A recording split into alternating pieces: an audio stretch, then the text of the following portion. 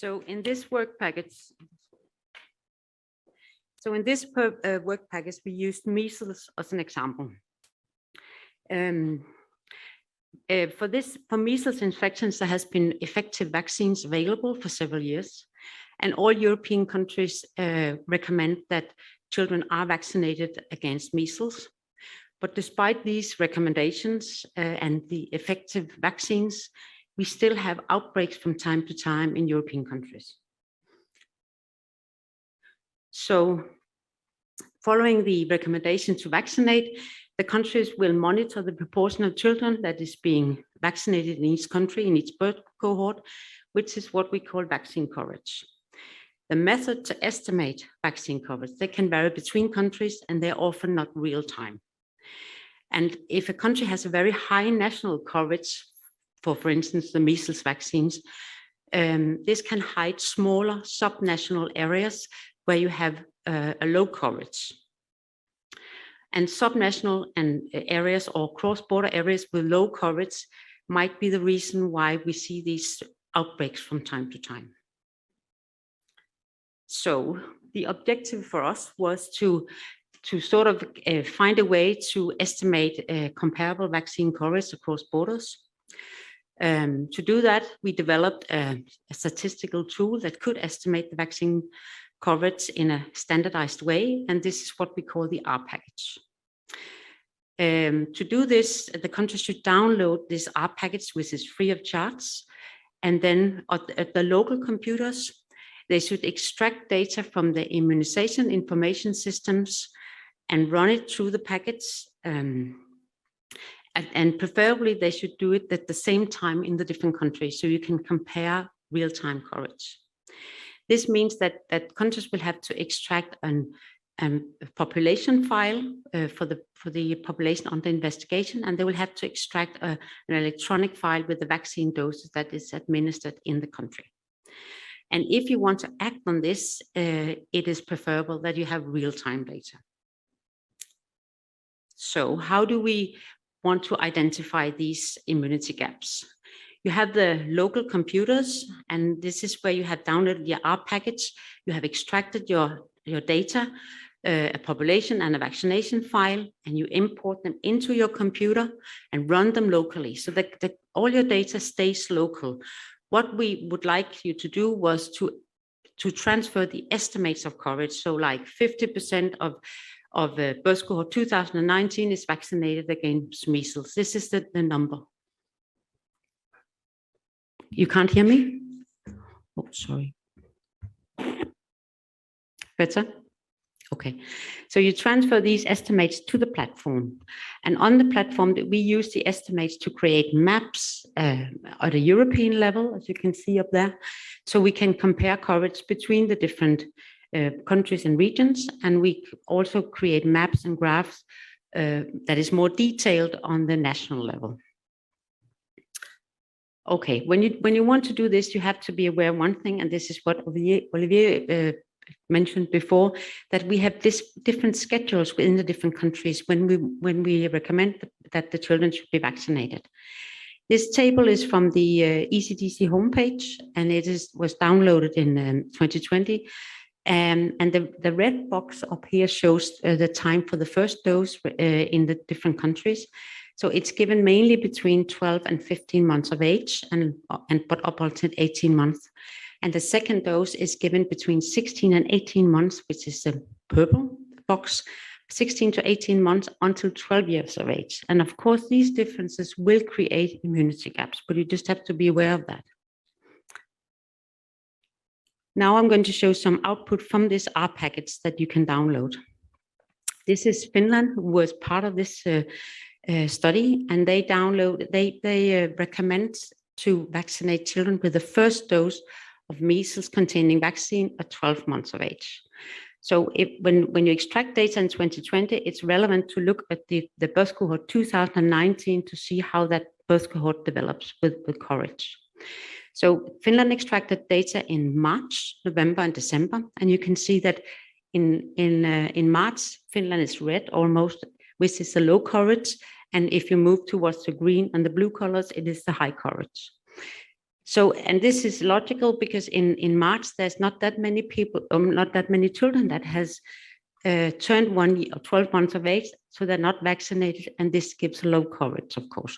But then in November and December, you can see the coverage is much higher because the children is getting vaccinated, but you can see that there are differences between the regions. This is another example. Netherlands also participated.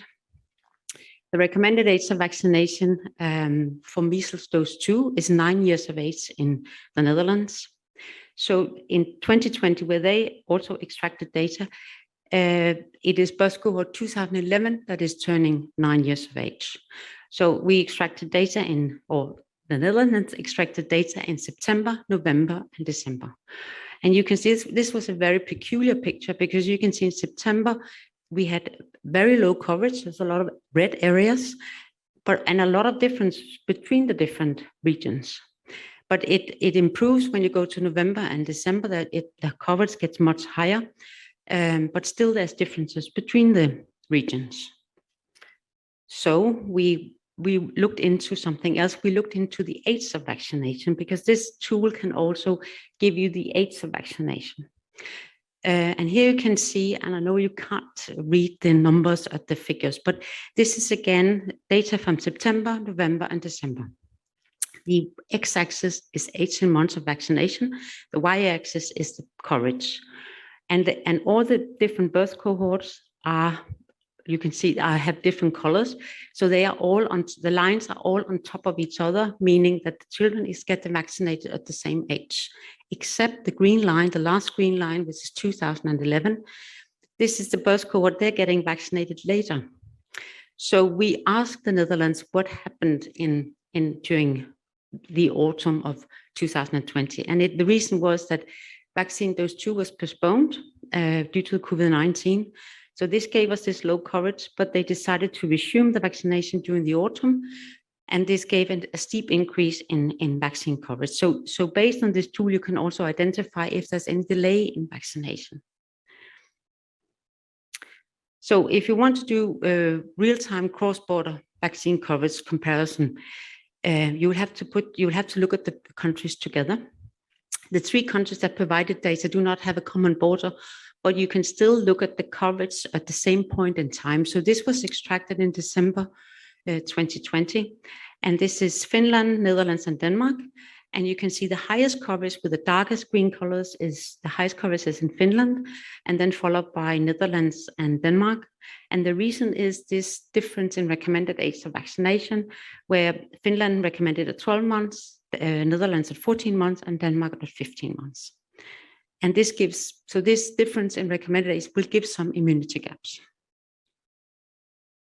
So in conclusion, if you strengthen the interaction of an immunization information system, you can improve the vaccine coverage surveillance in Europe in order to compare coverage between countries, to estimate coverage real time, to identify actual gaps in coverage, and to disentangle delay in vaccination from gaps in coverage.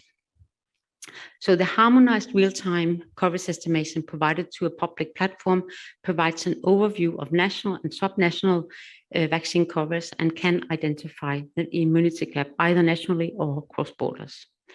And if you do real-time coverage estimation, you have data for action, but you have to be aware of the different recommended age of vaccination.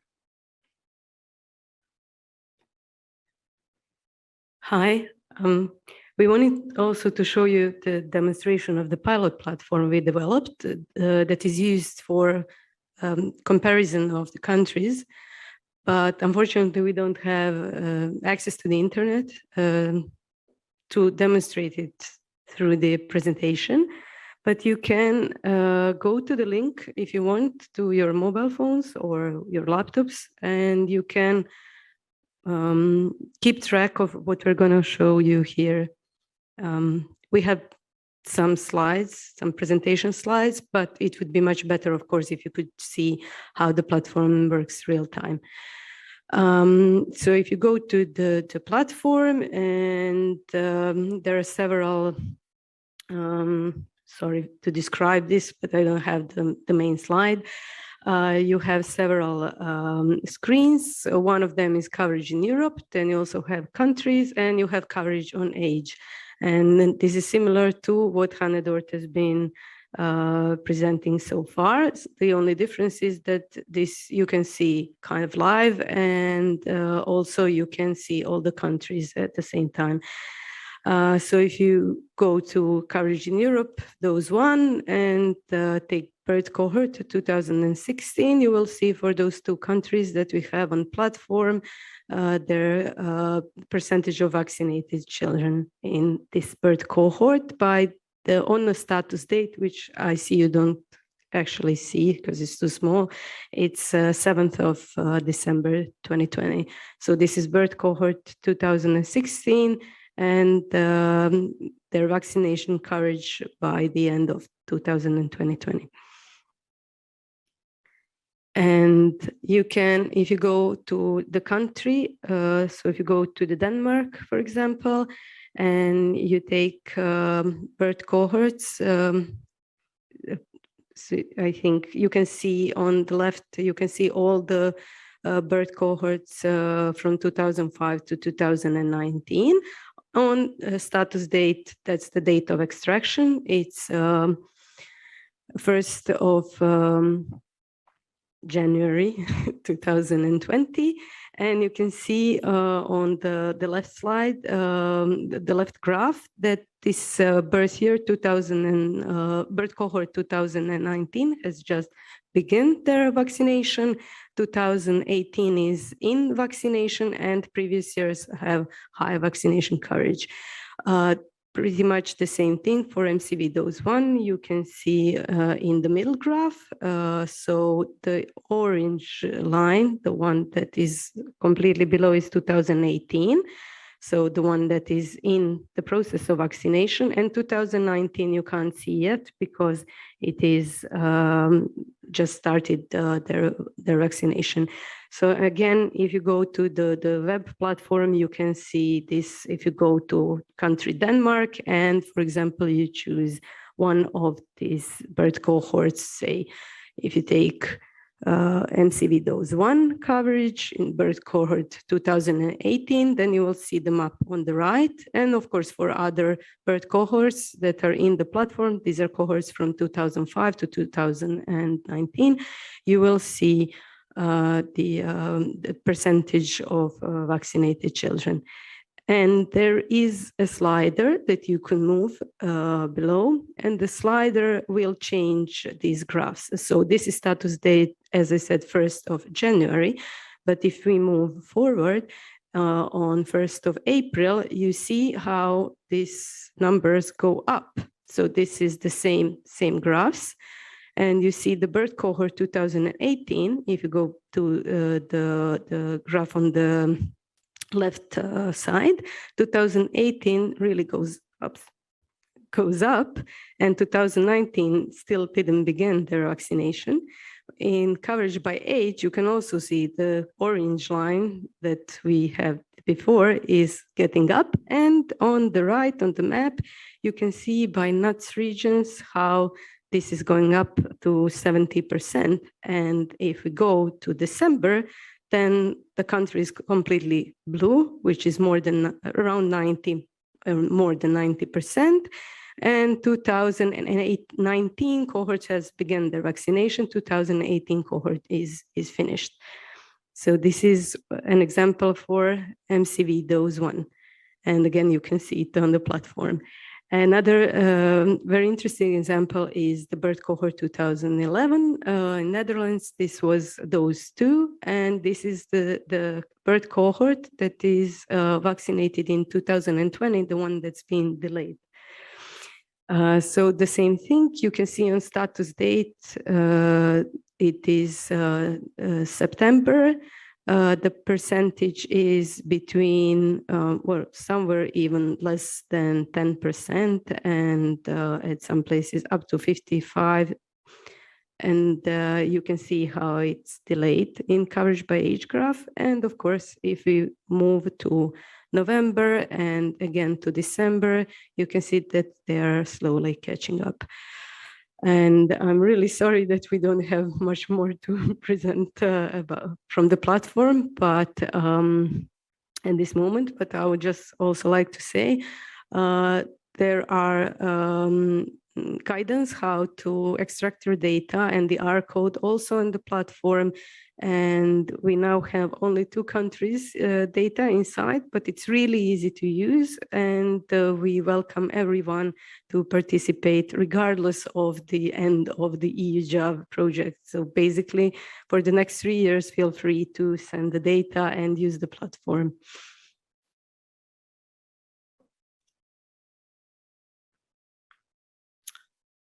Okay, then we also looked a bit on the reminder systems in place in Europe, because reminder systems have been shown reminders have been identified to improve vaccine coverage. So if you remind people about their vaccine, the time for vaccination, you will improve your coverage.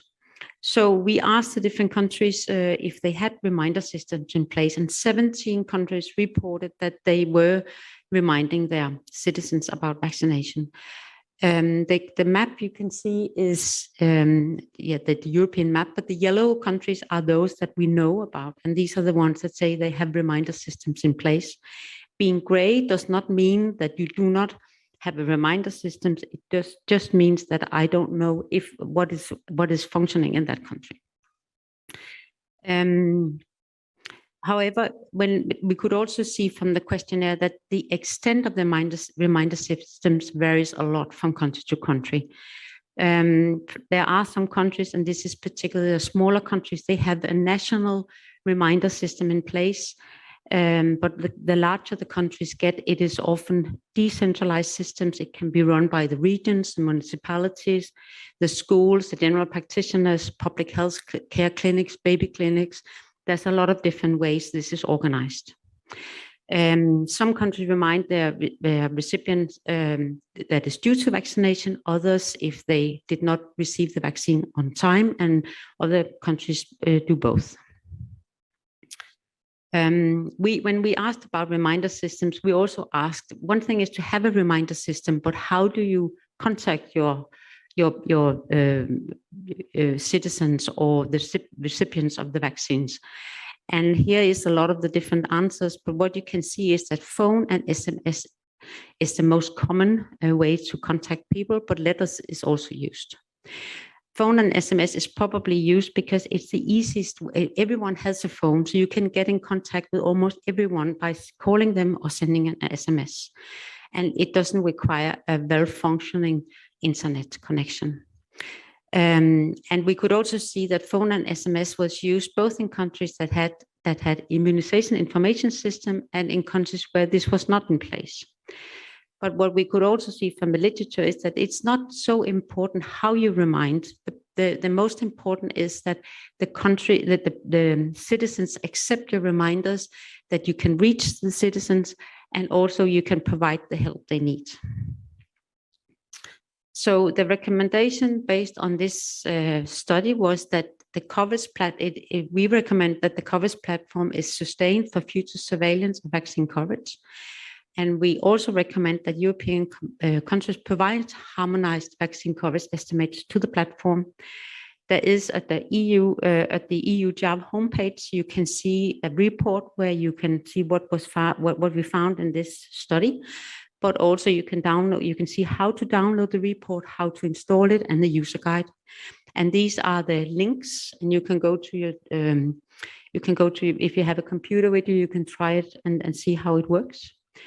We also recommend that reminder systems are further developed so that we can reach subnational, because if we identify immunity gaps, it's important that you can either reach people living in the community, but even better if you can reach those that actually are not vaccinated. So further development of the reminder systems is also a recommendation. Thank you.